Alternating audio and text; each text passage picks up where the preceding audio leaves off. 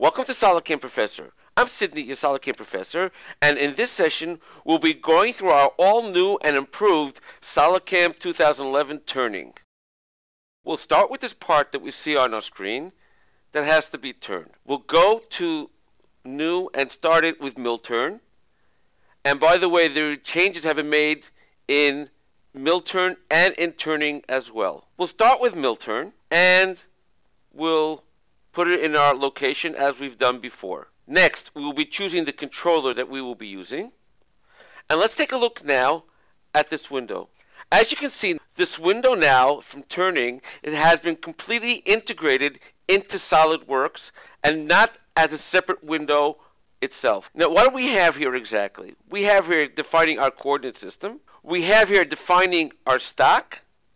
And in addition, we have here defining our target. But you'll also notice there's something that we don't have here anymore. What we don't have here anymore is defining our clamp. Now, in order to start your work, you do not have to go and define your clamp.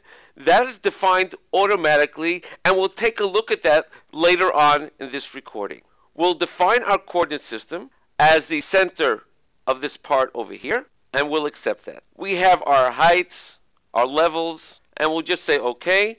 And that's all I want to do for right now. Next, we'll create our stock. When we create our stock, we have several options as to how to create our stock. We have our cylinder option. We have a box. We also have the option of revolved boundary around Z, an extruded boundary, a 3D model, and an STL file. In this particular case, I'll be using the option of cylinder.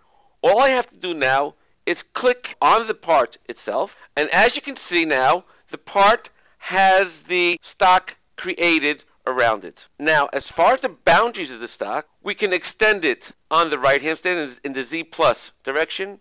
We can extend it in the minus direction. I'll have it at 30 millimeters past, and as you can see, it has gone now automatically 30 millimeters past the part itself. In addition, we have our external diameter, having it at 2 millimeters, and our internal diameter, I'll put this at 0, and now you can see the new internal diameter at 0. Once this is done, all I have to do is accept this. Next, we'll be defining our target, and we'll be creating an envelope as we define our target. We'll go into Define 3D Model, and we'll just click on the model itself and accept it. What's happening right now is that the system is now calculating the actual target plus the envelope around the part itself, and it will be building the envelope around the part.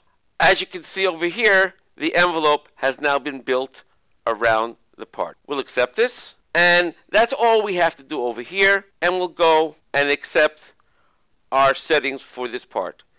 As you can see, we have the stock now built around the part, plus the envelope built here.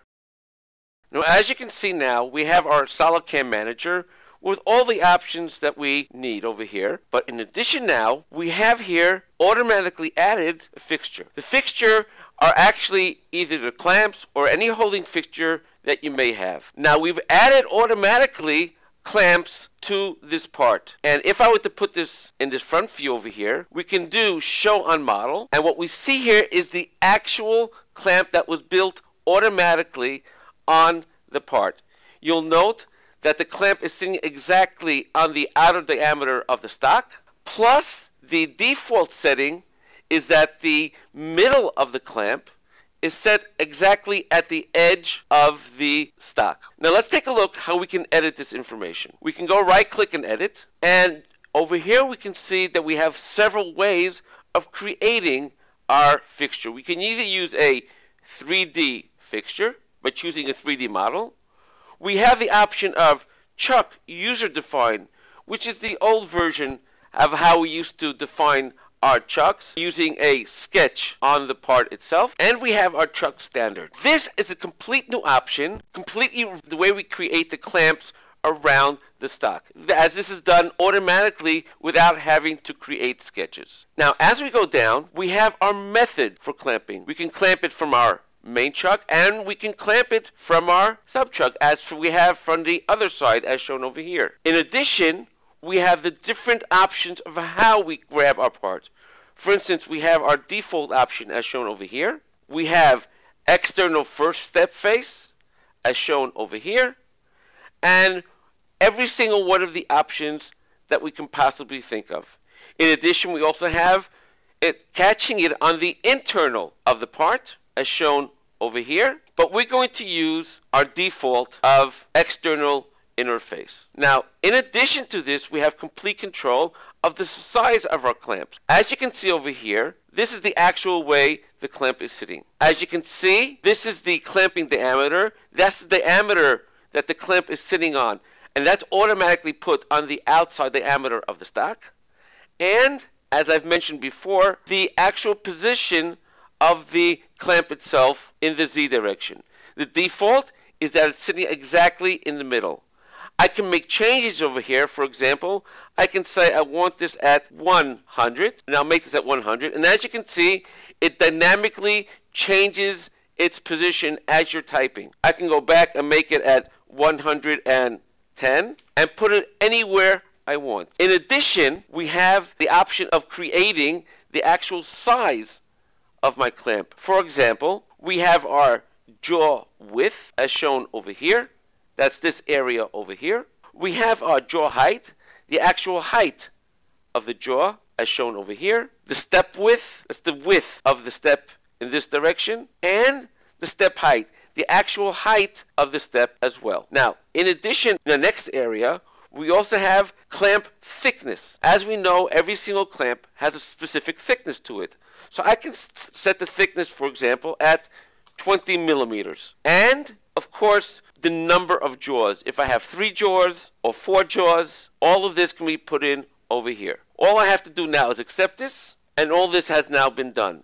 If I were to right click now and do show on model, you see we have, as we've seen before, I can also right click and do show, and you see now we have here our 4 clamps, and we have it the thickness at 20 millimeters.